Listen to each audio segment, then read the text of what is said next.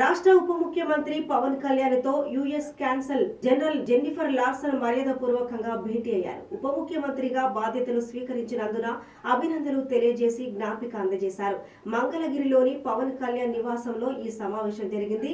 ఈ సమావేశంలో US cancel political economics విభాగం చీఫ్ ఫ్రాంక్ లాలుటో, ఆ విభాగం ప్రతినిధులు శ్రీమాలి కారే, శిబా ప్రసాద్ త్రిపాఠి పాల్గొన్నారు.